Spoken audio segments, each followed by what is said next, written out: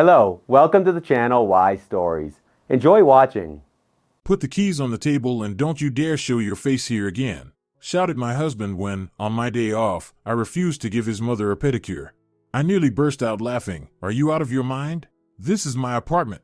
And when it finally hit him that he and his mother were living off my salary, he tried to squeak something in reply, but it was already too late. Good day, dear listeners. I'm happy to welcome you to my channel. Today I bring you a new and engaging story. Enjoy listening. Isabella still remembered that September day when the hospital called. Grandma Carmen had passed quietly, in her sleep. The doctors said her heart had simply stopped. No suffering, no agony. Just as she had lived peacefully, with dignity, without causing anyone unnecessary trouble. The small family gathered for the funeral. Aunt Lucia from Guadalajara, cousin Valeria with her husband, the neighbors from the building. Everyone mourned sincerely. Grandma Carmen was loved in the neighborhood. She never gossiped, helped young families with children, and always had a kind word for everyone.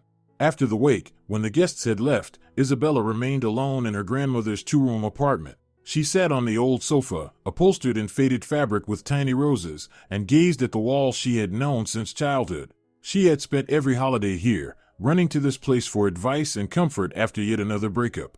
Grandma never lectured. She would simply brew strong coffee and take cookies from the cupboard. Don't rush into marriage, Isabelita, she used to say. The right man will come along, someone who will truly value you. Until then, live for yourself, study, work. A man should complement a woman, not be a burden.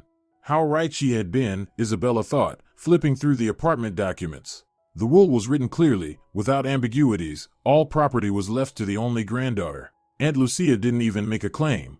Carmen made the right decision, she said at once. You loved her most of all, and she loved you. Besides, I'm comfortable in Guadalajara. I have my own place. The inheritance process took exactly 6 months. Isabella diligently visited the notary, collected certificates, and paid state fees. In March, she finally received the certificate of inheritance and immediately re-registered the apartment in her name. 27 years old. Her own two-room apartment in a quiet neighborhood near Chapultepec Park. Not every woman her age could boast such a thing. The rented one-room flat in the Navidad district had to be given up at the end of March. She no longer had money for rent. Grandma's funeral and all the paperwork had drained her savings. But that no longer mattered. Having her own place gave life an entirely new feeling. No one could throw her out, raise the rent, forbid her from rearranging the furniture, or stop her from getting a cat. A cat, in fact, she adopted just a month later. A fluffy ginger kitten from a shelter. She named him Felix. He quickly made himself at home, claimed Grandma's armchair by the window, and fiercely hunted dust motes in the sunbeams. She liked her job at the small construction company Constructora. Isabella managed the records of materials, calculated workers' salaries, and handled subcontractors. Her boss, Rodrigo, valued her meticulousness and never kept her past 6.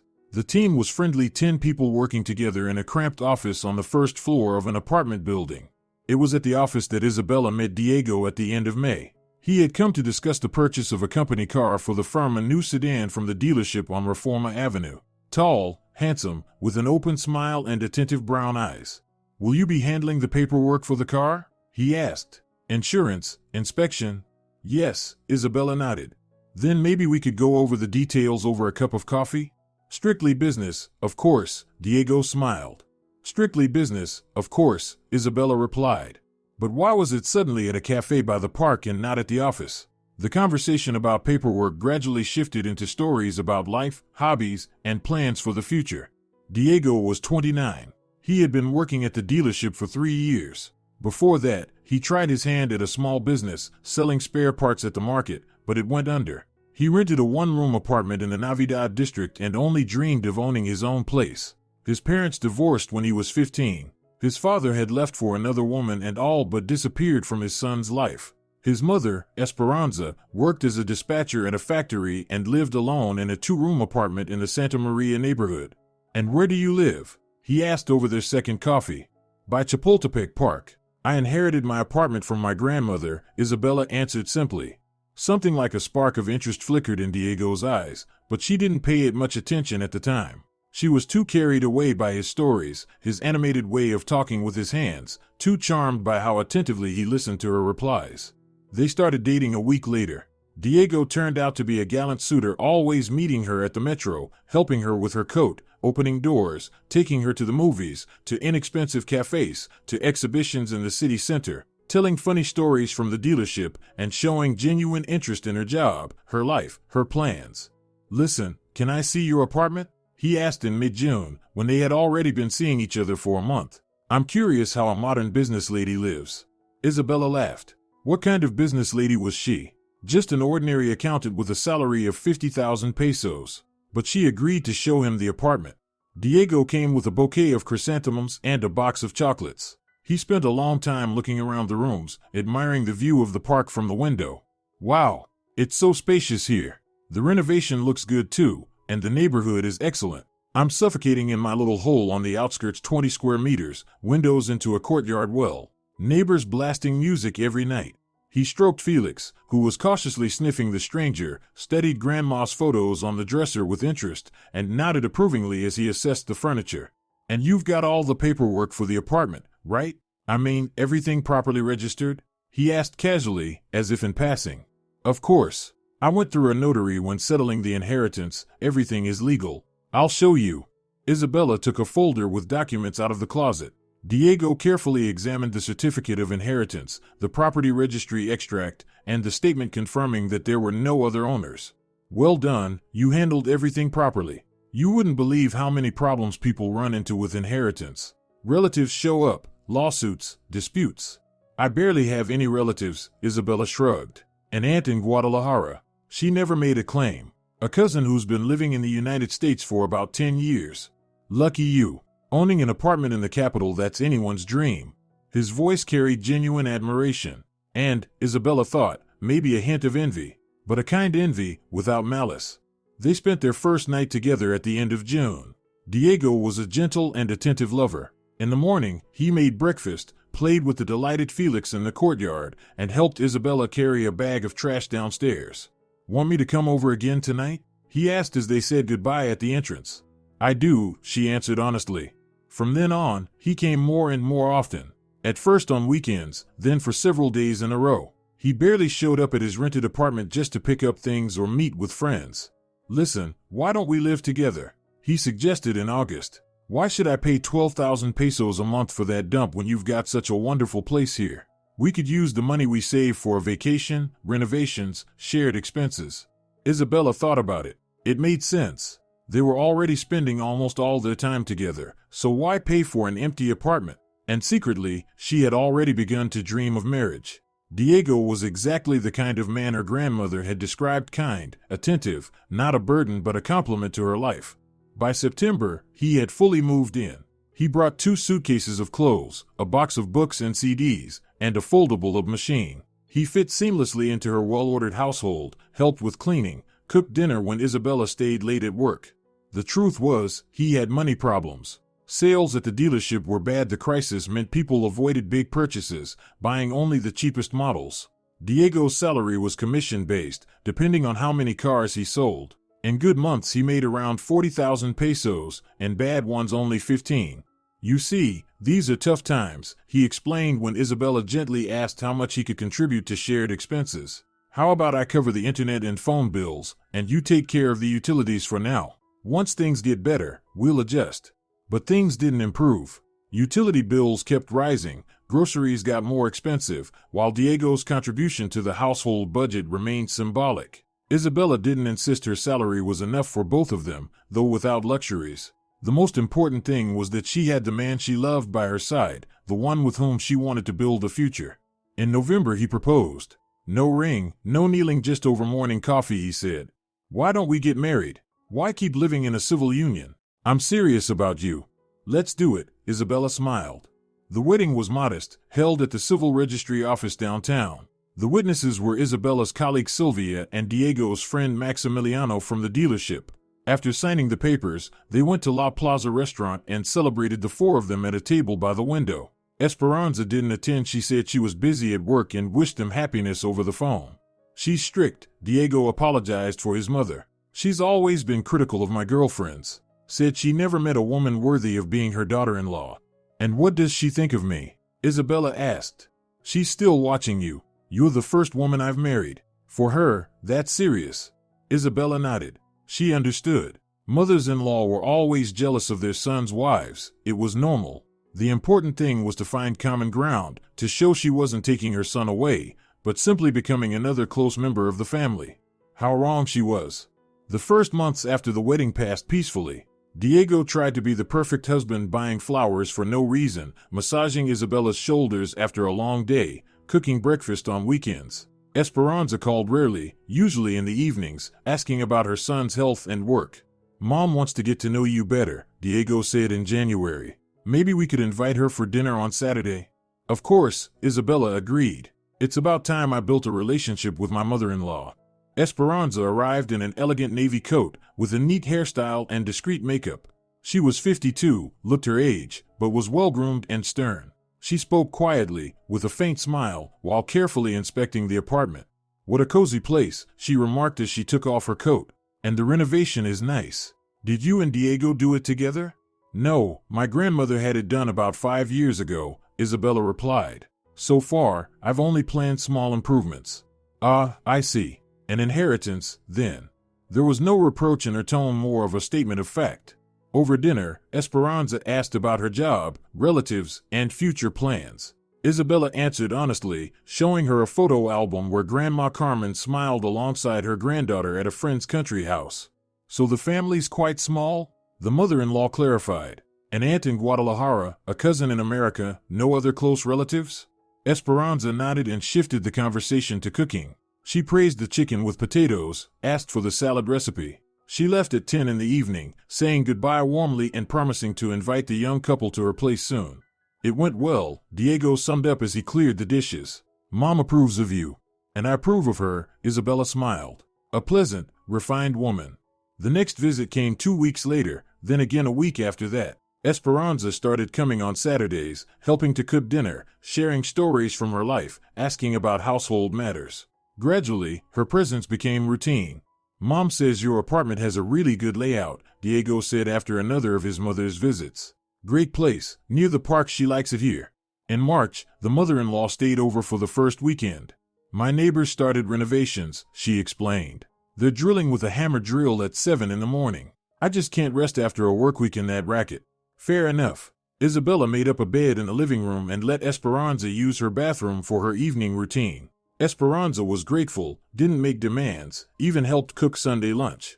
But even then Isabella noticed how carefully she studied the contents of the closets when she thought no one was looking, how she critically examined the furniture, touched the sofa upholstery, tested the quality of the curtains as if estimating what could be improved and what should be thrown out. In April the visits became even more frequent and longer. Sometimes Esperanza stayed for a week claiming her radiator was leaking and the plumbers kept postponing. Other times for several days she had caught a cold and didn't want to be sick alone. Diego always found an excuse for his mother and eagerly supported her requests for temporary shelter. What does it cost us to put Mom up? He would say. There's plenty of space, one more mouth to feed isn't a problem, and it's not forever. But not forever stretched into weeks, and with each passing day Esperanza grew more comfortable in the apartment. The first alarming sign came with Grandma's china set.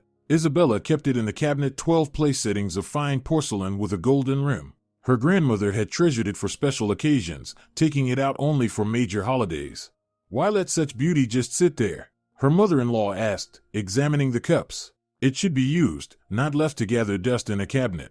It's a memory of my grandmother, Isabella objected carefully. She valued it very much. But we don't live in a museum. Let's drink our coffee from it. Your everyday dishes are rather plain anyway. Diego backed his mother up. She's right. What's the point of it going to waste?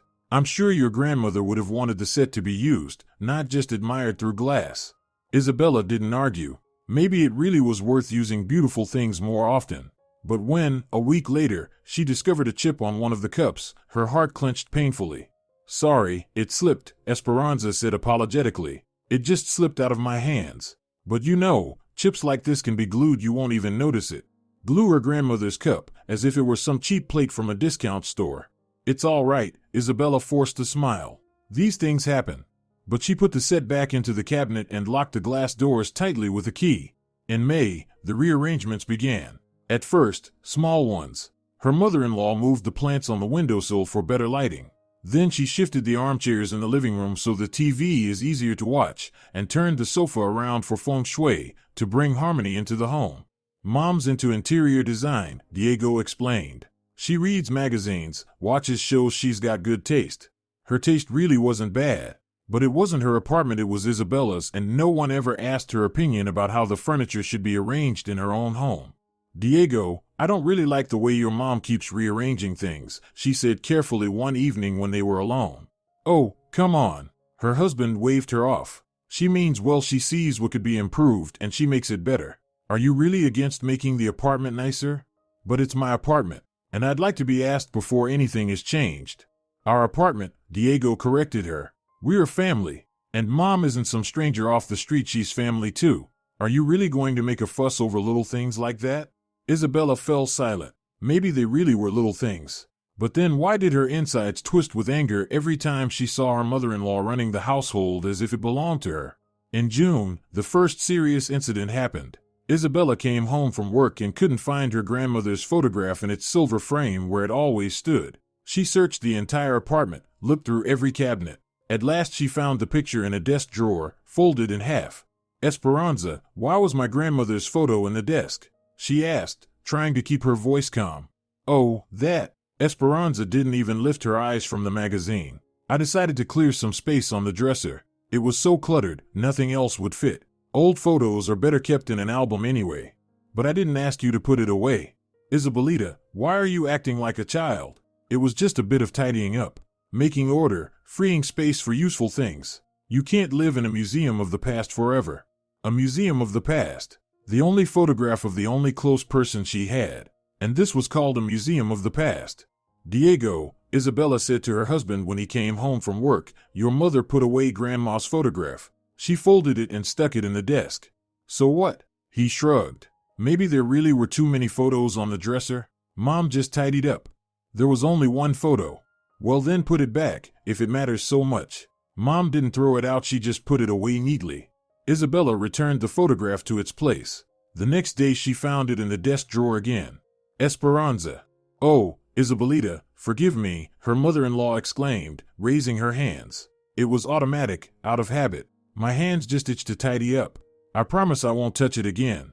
But she did. The photo disappeared every 2 or 3 days. Isabella put it back. Esperanza hit it again like some ridiculous game, the meaning of which both understood but never spoke of openly.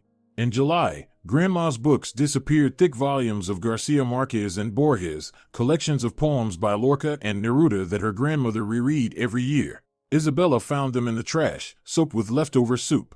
What is the meaning of this? She asked, fishing 100 years of solitude out of the garbage. Oh, why get so upset? Esperanza waved her hand dismissively. It's just old junk. The books were yellowed, smelled of mildew. I thought you were planning to throw them out yourself. I wasn't planning to throw them out. Well, now I know. At the time I didn't think. Sorry if I did something wrong. If I did something wrong. As if throwing out someone else's books without asking was just a small thing, easily brushed off with a light sorry. Isabella washed the books, dried them, and placed them back in the cupboard, this time on a higher shelf, so her mother-in-law would have a harder time reaching them. In August, the mother-in-law turned her attention to the kitchen. She threw out half the jars of spices, expired and unnecessary. She rearranged all the dishes in the cupboards, this way it's more logical and convenient. She even threw away a set of embroidered kitchen towels Isabella had brought back from Guanajuato, old-fashioned and impractical. Mom just wants what's best, Diego repeated like a mantra. She's an experienced homemaker, she knows how to organize a kitchen properly. And what am I, not a homemaker? Isabella finally snapped. I've lived in this apartment for 3 years. I like things where they are. You're just used to the mess, her husband shrugged. Mom organized everything. Now it's logical. Organized. So before his mother came, the apartment had been a mess? Interesting logic.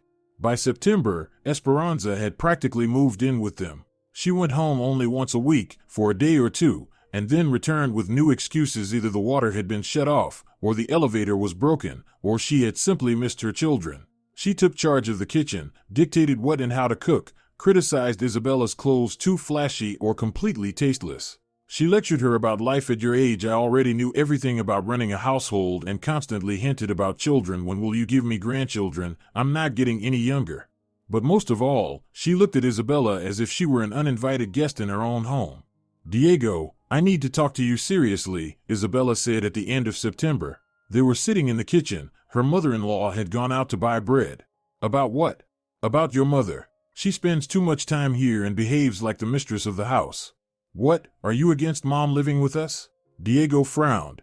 "I'm against her running my apartment without my consent, throwing away my things, rearranging the furniture, telling me what to cook and how to dress.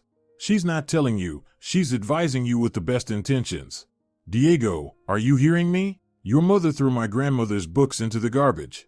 It was an accident, and she apologized. And the photographs she hides every day? Was that an accident too? Well, who knows, maybe the photo on the dresser really bothers her, takes up space." Isabella looked at her husband and hardly recognized him. Where was the attentive, understanding man she had fallen in love with? When had he turned into a mama's boy, ready to excuse any cruelty his mother committed? "Diego, this is my apartment, and I'm asking you to talk to your mother. Either she behaves like a guest or she stops coming so often." "You know what?" her husband flared up. "You're just selfish. Mom has lived alone her whole life. She's happy her son finally has a family. She wants to help and care for us, and you're making scenes over every little thing." "Little things? Throwing away someone else's belongings without asking is a little thing? Maybe you should have gotten rid of that junk a long time ago. Living in the past is unhealthy." Junk. Her grandmother's belongings, the only memory of the dearest person in her life. Junk. That night, for the first time in a long while, Isabella cried quietly into her pillow so Diego wouldn't hear, and he slept peacefully beside her, even snoring softly, as if no conversation, no problems had ever happened. The next morning, over breakfast, Esperanza announced, "Children, I've decided to stay with you for a while longer. It's so dreary being alone at home, but here I have good company and the apartment is so spacious. You don't mind, do you?" Diego nodded enthusiastically. "Of course we don't mind. Right, Isabella?" Everyone looked at her, her husband with hope, her mother-in-law with a challenge. Felix let out a disgruntled meow. Esperanza didn't like animals and constantly chased the cat out of the room. "Of course," Isabella said aloud. But to herself she thought, "We'll see who outlasts whom in this war." October turned out rainy and gray. Every morning Isabella woke up with a heaviness in her chest, dreading another day in her own apartment where she felt like an intruder. Esperanza had firmly settled into the living room, spread her things through the closets, filled half the refrigerator with jars of homemade pickles. Every day she rearranged something, improved something, put something in order. "Isabelita, why do you keep sugar in this jar?" she asked one morning, examining the little jar with a rooster painted on it. "It would be better to pour it into an airtight container, otherwise it will get damp." "I like it in this jar," Isabella answered wearily, pouring herself coffee. "Oh, don't be so stubborn, like a child. I'm speaking from experience. I'll just pour it into a proper container." "Please don't. Isabelita, you can't be so conservative. You have to listen to the advice of your elders." By lunchtime, the sugar was in a plastic container. The old jar had been thrown into the trash. "You don't need it anymore anyway." Isabella silently retrieved the jar from the bin and put it back in the cupboard. It had belonged to her grandmother, with a painted rooster and the faded word Azucar. A small thing, of course, but small things built up into a picture of complete disrespect. In mid-October, there was an incident with Felix. Isabella came home from work and couldn't find the cat anywhere. She searched every hiding place, looked under the bathtub, under the sofa. Felix was nowhere. "Esperanza, have you seen Felix?" "Oh, that ginger one." Her mother-in-law waved a hand. "I let him out into the stairwell. He kept getting under my feet. I nearly tripped." "You let the cat out into the building?" Isabella rushed to the door.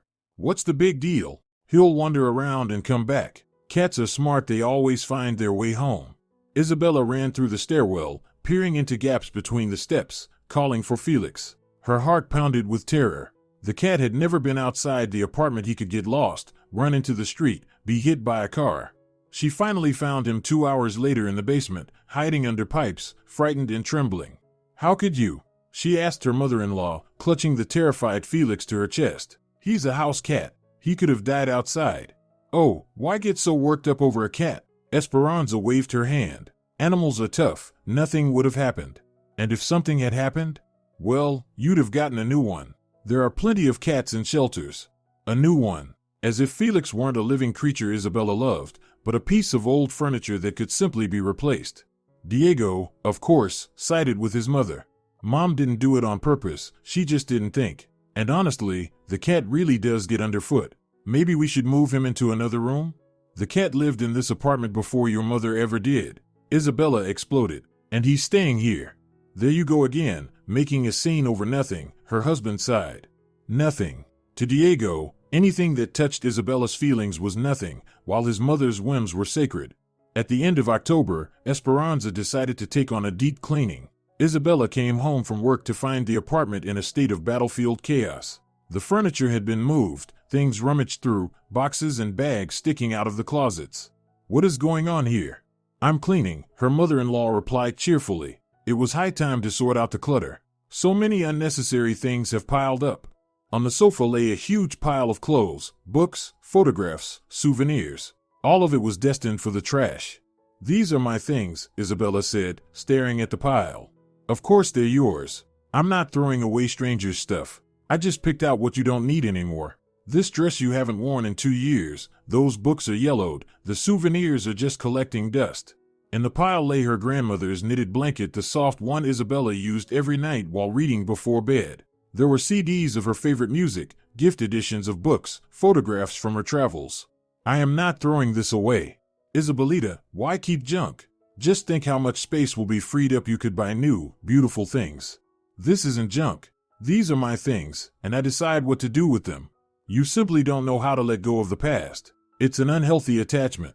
Isabella silently began sorting through the pile, taking her belongings back. Her mother-in-law watched her with the expression of a doctor observing a spoiled child.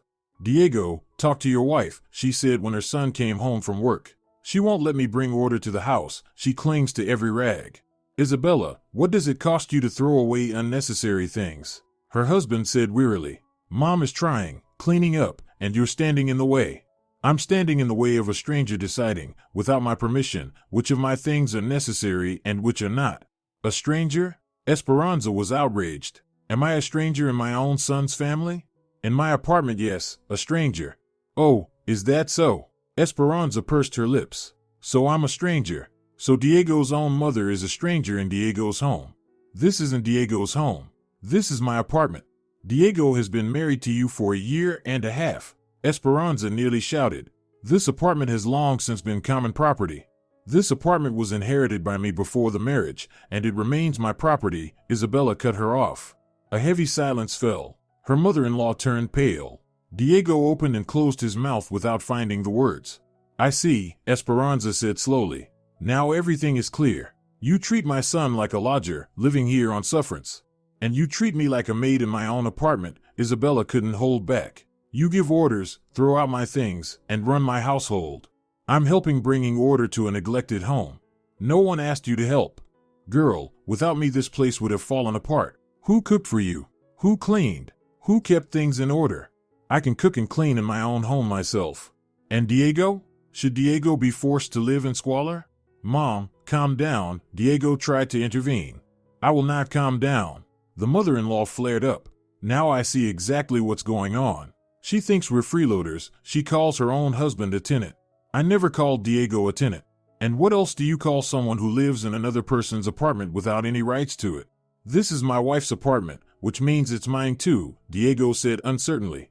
Aha! His mother exclaimed triumphantly. Did you hear that? Your son says it himself, it's a shared apartment. No, it is not shared. Isabella went to the closet and took out a folder with the documents. Owner, Isabella Gonzalez, that's me. No one else is listed and no one can be, because the apartment was inherited before the marriage. Her mother-in-law snatched the papers and studied every line carefully. Her face grew darker and darker. Clever, aren't you? She hissed. You made sure to register it before the wedding so your husband would have no rights. My grandmother died 4 months before I even met Diego. Or so you say. Maybe you two were already seeing each other and just postponed the wedding on purpose. Mom, what are you talking about? Diego protested angrily. What kind of nonsense calculations are these? The kind where your wife made sure from the start registered the apartment in her own name and now keeps you like a hanger-on. I do not keep Diego like a hanger-on. We are a family. What kind of family is it if the husband has no rights in his own home? Esperanza sneered. You're just lovers living in your apartment on your terms. Mother, her son snapped. What, mother? I'm telling the truth. A real wife would have given her husband half the apartment, but this one clings to everything for herself. Why should I give anyone half of my apartment? Isabella asked. It's my inheritance. Because you're married. Because a family means shared property. Family is not property. Family is love and respect. And you show me neither. How dare you say that? The mother-in-law exploded. I've been taking care of you for a year and a half. For a year and a half, you've been bossing me around, Isabella shot back. I take care of you, and you act not like a wife, but like an owner. I am the owner of this apartment, these things, this life. Then live alone with your precious property, Esperanza shouted, and stop tormenting my son with your whims. November turned into a waking nightmare. The mother-in-law had openly declared war on Isabella. No more polite conversations, no more attempts to maintain appearances. Esperanza behaved as if she were trying to drive her daughter-in-law out of her own home. She cooked only for herself and her son, leaving Isabella with empty pots. She occupied the bathroom for 2 hours at a time, always when she knew Isabella needed to get ready for work. She turned the TV volume to full blast whenever Isabella tried to rest. And every day she rearranged something, threw something out, improved something. Mom's just nervous because of your conflict, Diego explained. Maybe you should apologize? Try to meet her halfway? Apologize? For what? Defending my rights in my own apartment? For driving Mom into hysterics with your constant complaints? Driving her into hysterics? Me? Well, who else? Mom is used to being valued and respected, and you speak to her like she's a servant. Diego, have you completely lost your mind? It's your mother who talks to me like I'm a servant. Mom's just trying to help the family, and you do nothing but criticize and forbid. Isabella looked at her husband and realized he was lost. Esperanza had brainwashed him so thoroughly that he saw black as white and white as black. For him, his mother was always right, and his wife was just a hysterical nag. The last straw came on a Saturday in early December. Isabella slept and it was her day off, and she needed rest after a brutal work week. She had been on her feet all week, a major audit at the firm, reports due, nerves stretched to the limit. For the first time in days, she'd gotten enough sleep and felt almost human. She walked into the kitchen for coffee and found a mountain of dirty dishes piled in the sink. Esperanza and Diego had cooked dinner the night before but hadn't cleaned up. Crumbs littered the table, dried grease spattered the stove, boot prints smeared the floor. "Good morning," she said, entering the living room. Her mother-in-law and husband were sitting on the couch, watching TV. "Oh, finally awake," Esperanza replied indifferently. "It's already 11 o'clock. It's my day off. In my day, housewives were up at 6 in the morning feeding the family, cleaning the home." Isabella kept quiet, went into the kitchen, and started cleaning up the mess. She washed the dishes, wiped the table and stove, swept the floor.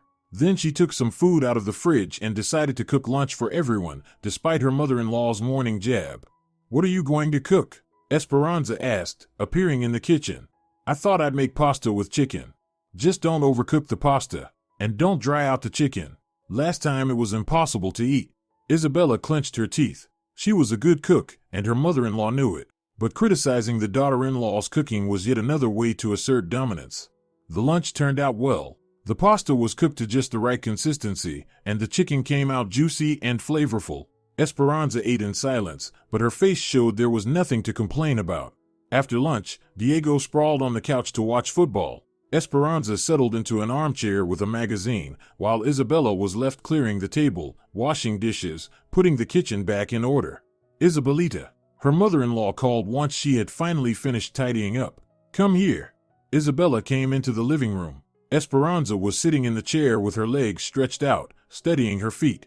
"My feet hurt," she announced. "I've been running around to doctors all week, getting checkups. I'm very tired." "I see," Isabella replied cautiously. "I need a pedicure, nails trimmed, calluses removed, but it's hard to do myself. My back aches when I bend down." Isabella waited for the inevitable. "Will you give me a pedicure?" her mother-in-law asked directly.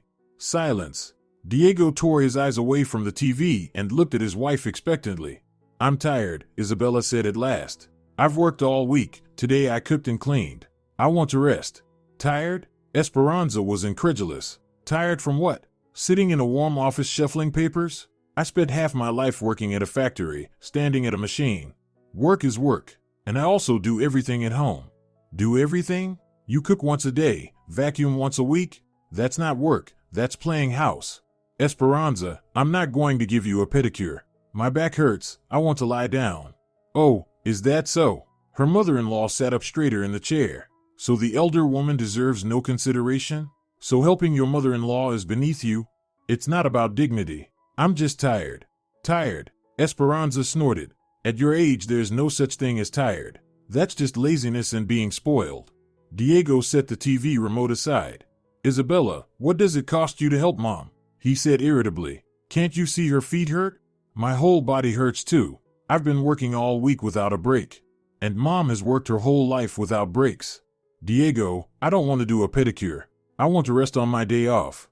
You know what? Her husband suddenly jumped up from the couch. You've really gone too far. My mother asks for help, and you throw a tantrum. I'm not throwing a tantrum. I just want to be alone in my own apartment. In your own apartment? Diego roared. Here we go again. What's wrong with that? It really is my apartment. You know what, sweetheart? His face flushed red with anger. Put the keys on the table, and I don't want to see you here again. Isabella froze. Esperanza smiled with satisfaction, watching the scene unfold. What did you just say? Isabella asked. Keys on the table, Diego shouted. And get out of this house. I'm sick of your whining and hysteria. Diego. Keys, I said. And I want you moved out by tomorrow. Stop ruining our lives. The absurdity of the situation didn't hit Isabella right away. Her husband was yelling at her in her own apartment, demanding she move out of her own home. Her mother-in-law watched with a triumphant smile, savoring the scandal. And suddenly Isabella burst out laughing. First quietly, then louder and louder. She laughed at the shocked husband, and the dumbfounded mother-in-law laughed at the sheer madness of what was happening. Are you completely insane? She blurted out, unable to hold it back. This is my apartment. Diego froze, his mouth hanging open. At last it dawned on him that he was screaming at the rightful owner of the home where he'd been living for free for over a year, that his wife had been paying all the utility bills, that even the groceries were mostly bought with her money. He squeaked. You mean what? Isabella was still chuckling. You mean you wanted to throw me out of my own apartment? Esperanza, too, realized she had gone too far. The triumphant smile slid from her face. Child, you understand, Diego spoke in the heat of the moment. The mother-in-law tried to smooth things over. He didn't mean. And what did he mean? Isabella looked from her husband to her mother-in-law. Remind me who here is living only by the goodwill of the apartment's owner? Silence. Who doesn't pay the utility bills? Silence. Who eats groceries bought with my salary? Isabella, let's not make a scene. Diego tried to calm the situation. I really did say it in the heat of the moment. In the heat of the moment? Or do you actually believe it that this is your apartment and you can throw me out of it? No, of course not. I know it's your apartment. Finally, you understand. Isabella went to the bedroom and returned with the apartment documents. She laid them on the table before her husband and his mother. Here's the inheritance certificate. Isabella Gonzalez. Here's the property registry extract. Isabella Gonzalez. Any questions about who the owner is? Esperanza took the documents in trembling hands and read every line again. With every passing second, her face grew paler. Now everything is clear, she said slowly. Now I understand who's in charge here. You understand? And what follows from that understanding? The mother-in-law was silent, then looked at her son. Diego, pack your things, we're leaving. Mom, where would we go? To my place. You were renting an apartment, weren't you? I terminated the lease a month ago. I don't have an apartment. Then we'll find another. Or you can move in with me. Diego looked helplessly from his mother to his wife. Maybe we can just discuss everything calmly? Diego tried. Isabella, you won't throw us out on the street, will you? Isabella silently looked at her husband. This was the man who had just yelled at her, demanded she leave her own home, and now he was asking her not to throw him out. No, she said quietly. I won't. For now. There, you see? Diego brightened. We're family, we'll sort it out. I said for now, Isabella repeated. You have time to think about your behavior and make a decision. Either you live here as guests and behave accordingly, or you find another place. We're not guests, we're family, Esperanza objected. Family means mutual respect. And you don't respect me, neither you nor your son. Isabella, don't say that, Diego pleaded. We do respect you. People who respect you don't try to throw you out of your own home. I already apologized. I said it was in the heat of the moment. That's not an apology, Diego. That's an attempt to paper over the scandal. The problem hasn't gone anywhere. She gathered the documents and went to the bedroom, locked the door, lay down on the bed, and closed her eyes. Her heart was pounding, her hands trembling. But there was also relief. At last she had said everything she thought. At last she had put everyone in their place. Through the door came muffled voices. Diego and his mother were arguing about something. Then it went quiet. In the evening, her husband knocked on the bedroom door. "Isabella, may I come in?" "Come in." Diego sat on the edge of the bed, looking at his wife with guilty eyes. "Listen, I really was wrong. I shouldn't have shouted, especially not in your apartment." "Our apartment," Isabella corrected. "We're husband and wife." "Yes, ours. Forgive me, please." Isabella studied him closely. There was genuine guilt, genuine regret in her husband's eyes. "And your mother? Does she also think she was wrong?" Diego hesitated. Mom is used to being in charge, but she means well. Good intentions don't give anyone the right to run someone else's home." "Yes, you're right. I'll talk to her." "You'll talk to her?" "I will. I'll explain that she's been a bit too active." "Active?" Isabella smirked. "She throws away my things, rearranges the furniture, bosses me around in my own home. That's not active, that's insolence." All right, I'll explain everything to her. Just no more scandals, okay? We're family." "Family?" For some reason that word sounded less and less convincing when Diego said it. After that Saturday scene, a tense truce settled over the apartment for a few days. Esperanza walked around with a stony face, answered in monosyllables, and demonstratively ignored Isabella. Diego fussed between his wife and his mother, trying to please everyone without offending either. "Mom promised she won't touch your things anymore," he told her on Monday evening. "And she'll stop with the rearranging." "We'll see," Isabella replied curtly. She no longer believed in promises. Too many times Esperanza had promised, only to do whatever she pleased anyway. Isabella was simply waiting for the next incident. It came on Wednesday. Coming home from work, Isabella found her cosmetics gone from the bathroom. Mascara, lipstick, cream, everything had disappeared. In their place on the shelf stood her mother-in-law's jars and tubes. "Esperanza, where's my makeup?" "Oh, that. I put it away in the cabinet. There wasn't enough room on the shelf, and my creams take up a lot of space. They're medicinal, prescribed by a doctor. But the shelf isn't yours." "Oh, why are you nitpicking over trifles? You can just take your cosmetics out of the cabinet when you need them. It's not like I stole them." Trifles. Always trifles. Each one might seem minor on its own, but when they piled up by the dozens, life became one long string of nerves. By Friday, Isabella came home and realized, enough. Esperanza was sitting in her favorite chair, watching her TV, drinking coffee from her mug. And when asked where Diego was, she answered indifferently. "He went out with friends. Said he'd be late." "He didn't tell me?"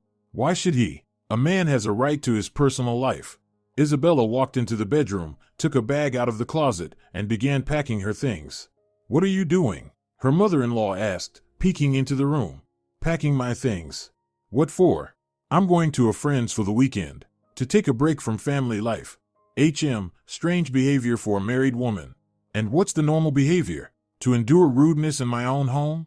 Esperanza said nothing, but from her face Isabella understood she was pleased. The daughter-in-law was retreating, leaving the battlefield to the victor. At Sylvia's, the colleague from accounting, Isabella spent the entire weekend. Her friend lived alone in a one-room apartment, recently divorced from her alcoholic husband. They drank coffee, talked about everything under the sun, went to the theater. "So what, you're not thinking of moving out for good?" Sylvia asked on Sunday evening. "Move out from my husband? How would that look?" "From a husband who lets his mother torment you in your own apartment." "He doesn't let her. He just doesn't understand." "No, he just finds it convenient to pretend he doesn't understand. We love each other." Love is when a man defends his wife from everyone, including his own mother. And what do you have? A man who sides with his mother against his wife. Sylvia was right, but Isabella still hoped things could be fixed, that Diego would come to his senses, stand up to his mother, put her in her place. She came home Sunday evening. Diego met her looking guilty. "Where were you?" "I was worried." "At Sylvia's." "I told you." "Then why didn't you pick up your phone?" "I didn't feel like talking." Her husband was silent for a moment, then hugged her.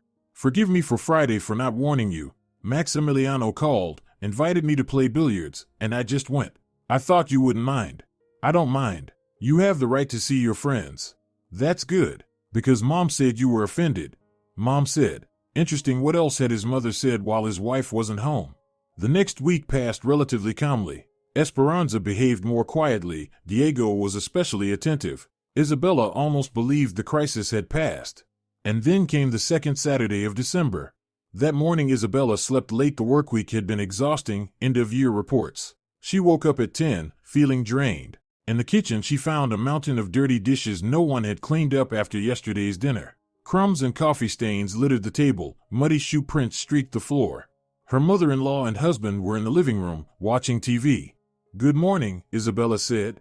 "Oh, finally awake," Esperanza responded. "It's already 10:30. Isabella went into the kitchen and began cleaning up the mess left by two grown adults. She washed the dishes, wiped the table and stove, swept the floor. Diego and his mother kept watching television, as if there were nothing to do around the house. "What shall we cook for lunch?" her mother-in-law asked once Isabella had finished tidying up. "We," as if they were all going to cook together. "I don't know. Something simple. Maybe you could make pilaf? Diego loves pilaf." Isabella glanced at her husband. He was sprawled on the couch, flipping channels. "Diego, do you want pilaf?" "Huh? Yeah, sure. You make it really well." Of course he wanted it. And of course his wife would be the one cooking, while he and his mother watched TV. Isabella went to the store for groceries. She bought meat, rice, vegetables, spices, and spent an hour and a half preparing the pilaf. It turned out fragrant, fluffy, with a golden crust. "Oh, how delicious," Esperanza praised. "Just like I used to make in my youth." After lunch, Diego once again sprawled on the couch. Esperanza settled in an armchair with a magazine, and Isabella cleaned the table and washed the dishes as always, every day, for the past year and a half. Isabelita, her mother-in-law, called once she had finally finished in the kitchen. "Yes? Come over here." Isabella walked into the living room. Esperanza was sitting in the armchair, examining her feet.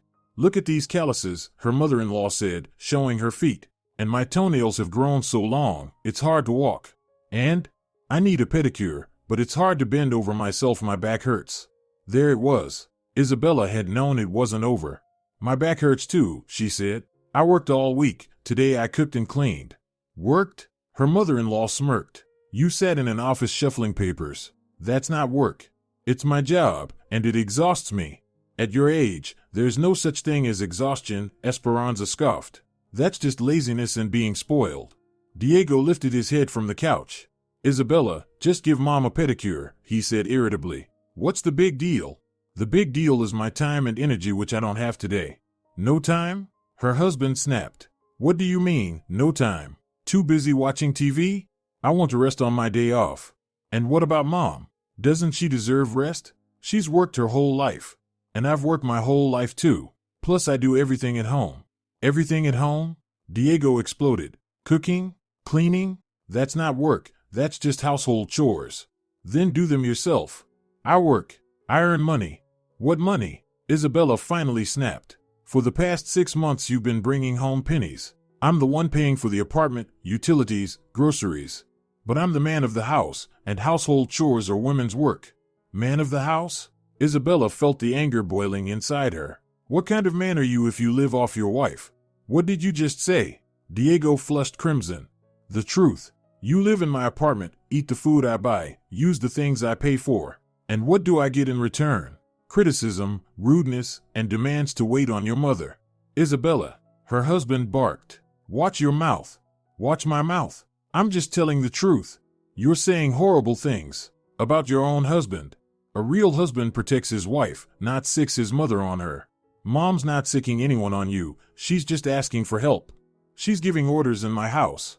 You know what?" Diego suddenly jumped up from the couch. "I'm sick of your tantrums. Put the keys on the table and get out of here." The same phrase, the same words as 2 weeks ago. Isabella stared at her husband, red with rage, and realized nothing had changed. He still thought of himself as the master of her apartment, still believed he could throw her out. "You're at it again?" she asked quietly. "What, are you going to flash your documents again?" Diego sneered viciously. "Start your little lecture about ownership again? If I have to, I will. You know what I'll tell you?" He stepped closer, looming over her. "I don't care about your papers. I'm your lawful husband, and I have the right to live in our marital home." "Marital home?" Isabella echoed. "Yes, marital. We've been married over a year, so this apartment is ours. That's not true. It is. Ask any lawyer. No need to ask. The apartment was inherited by me before marriage. It remains my sole property. You have no rights to it and never will. Liar, Diego shouted. In marriage, all property is shared. Not all. Inheritance is the personal property of the heir, regardless of when it was received. And how would you know?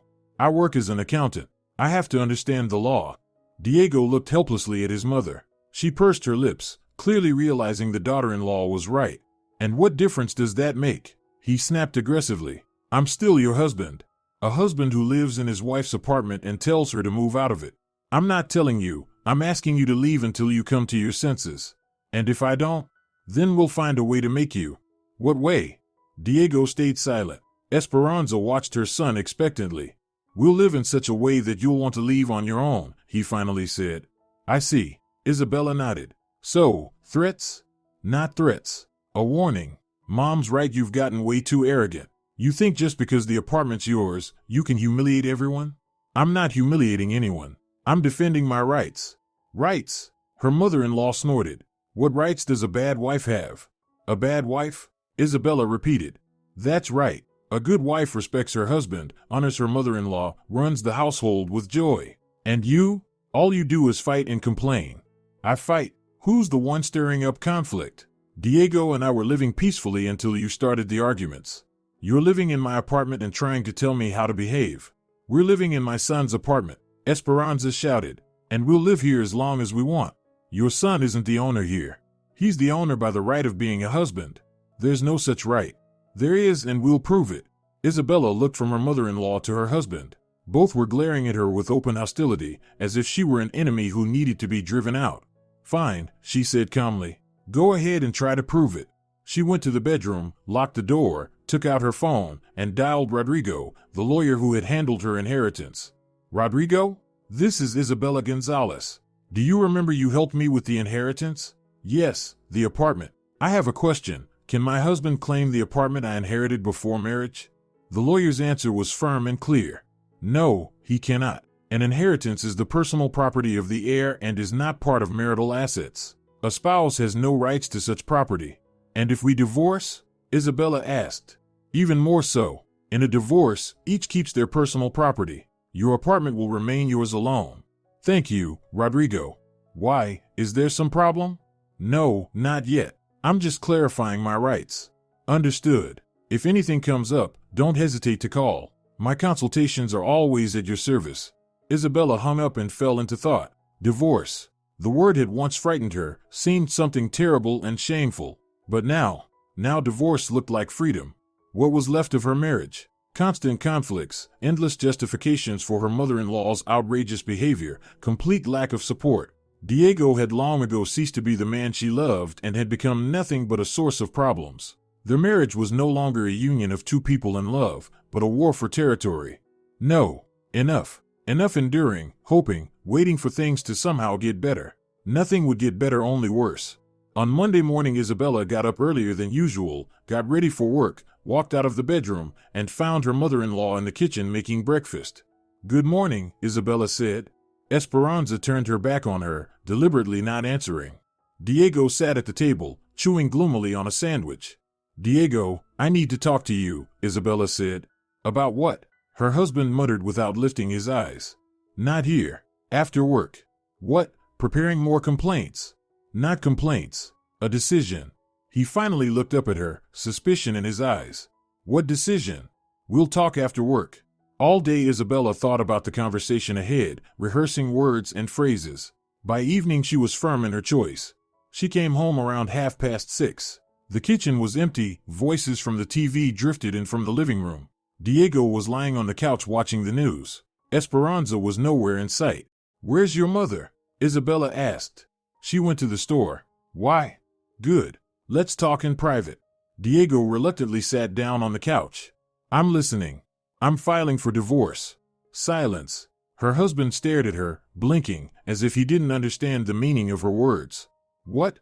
I'm filing for divorce. Tomorrow I'm going to court to submit the papers. You're serious? Absolutely. Diego jumped up from the couch. Because of what? Yesterday's fight? Not yesterday's. All of them. Because in a year and a half of marriage, you never once stood up for me, never once protected me from your mother's insults. Isabella, come on. Mom's not tormenting you. Your mother torments me in my own home, and you enable her. I'm not enabling her. I'm trying to keep the peace in the family. What peace? What family? We don't have either. All we have are endless conflicts. Diego came closer, took her hands. Isabella, darling, what are you saying? We love each other. You only love your mother. And I'm tired of being the third wheel in my own apartment. Fine, fine, Diego spoke quickly, almost desperately. Mom will leave. I'll tell her to go back to her place. For good. Too late. Why too late? We can still fix this. No, we can't. I don't believe your promises anymore. Isabella, please, just wait a little. Give me a chance to make things right. Isabella pulled her hands free. I gave you chances for a year and a half. You never used them. But divorce, that's such a serious step. Serious, yes, but necessary. And what about the apartment? How will we divide the property? We won't. The apartment is mine, it stays mine. You can take your personal belongings. But I'm your husband. I have rights. You have no rights to my apartment. I consulted a lawyer. Diego's face went pale, then flushed red. So you planned this all in advance? Found a lawyer, studied your rights? I simply found out my options. You're so. He didn't finish the sentence, but his face showed he wanted to say something unpleasant. So what? Calculating. Cold. Maybe. But at least I defend my interests instead of letting everyone walk all over me. Footsteps sounded in the hallway. Esperanza had returned. What's going on here? She asked, noticing their tense faces. Your daughter-in-law is filing for divorce, Diego announced. His mother froze in place. Divorce? For what reason? Because of you, Isabella answered bluntly. Because of me? Esperanza clutched her chest. What have I done? You turned my life into hell. You gave orders in my house, threw out my belongings, humiliated me at every opportunity. I humiliated you? Who helped you for a year and a half? You tormented me for a year and a half. My God, what is this? Such ingratitude. Esperanza threw up her hands. Gratitude? For what? For poisoning my marriage? Diego. Esperanza turned to her son. Are you going to just sit there and let her insult me? Mom, calm down, Diego said wearily. Isabella, maybe you should think again? Divorce is serious. I've been thinking for a year and a half. That's enough. But where will we go? I don't have an apartment. That's not my problem. How is it not your problem? I'm your husband. For now. Tomorrow I'll file the papers, and in a month you'll be my ex-husband. Esperanza suddenly burst into tears, loud, theatrical, pressing a handkerchief to her eyes. What is this? She's destroying the family, throwing my son out onto the street. No one is throwing anyone out, Isabella said. You have a month to find a place to live. A month? As if we're some kind of homeless people. You chose this kind of relationship yourselves.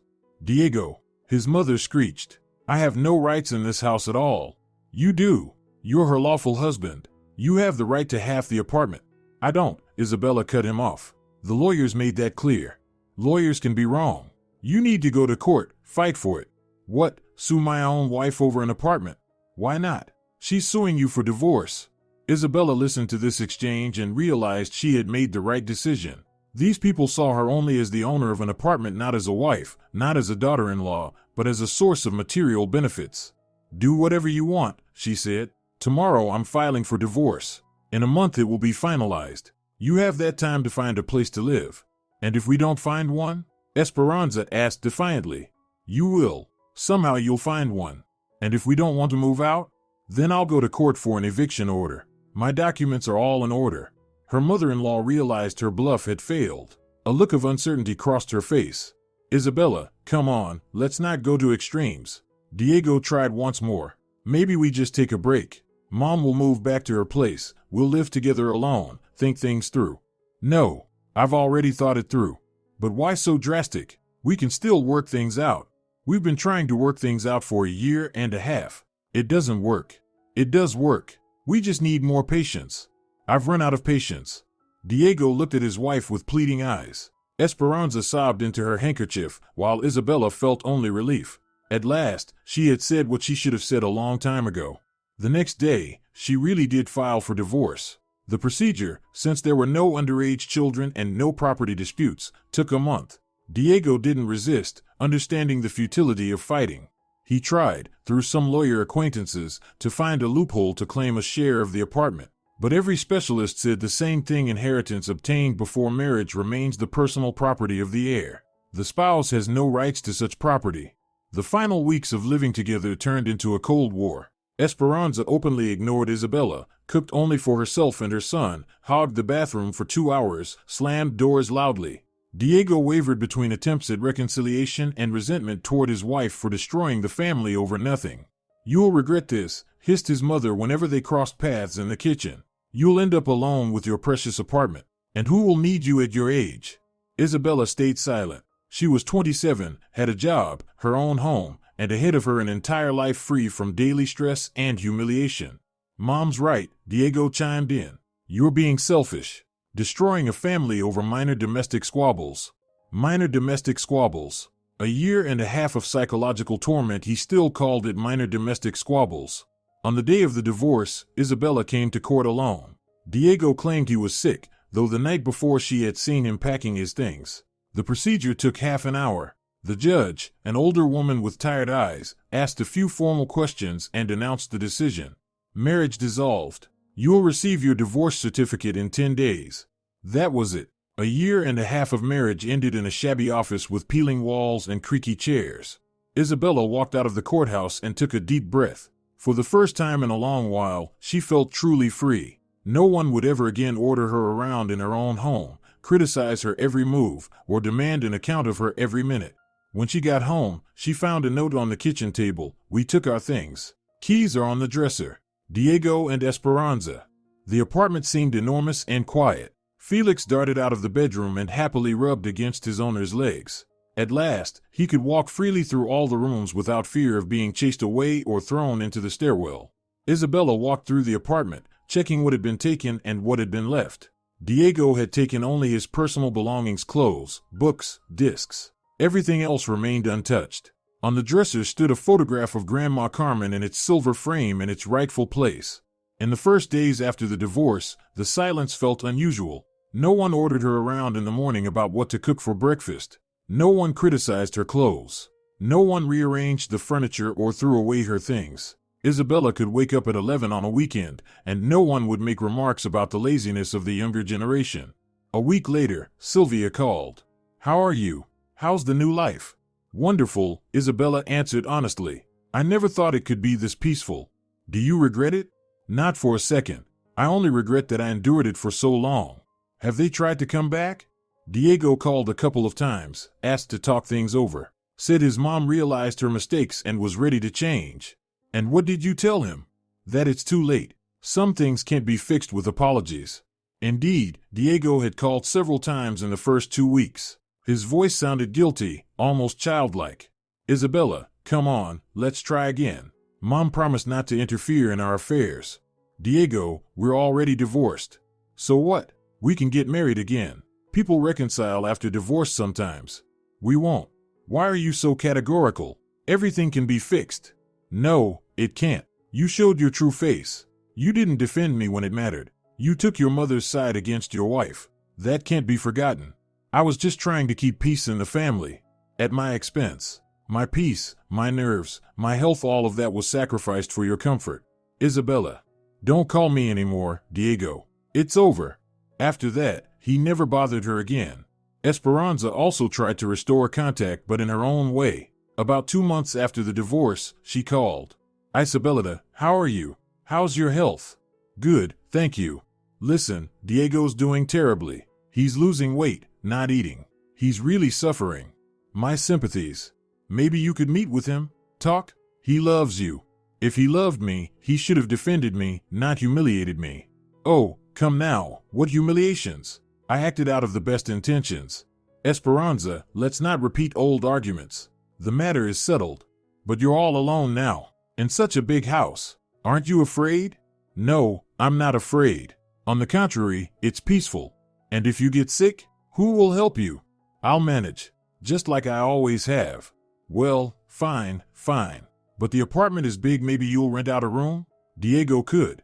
"Goodbye, Esperanza."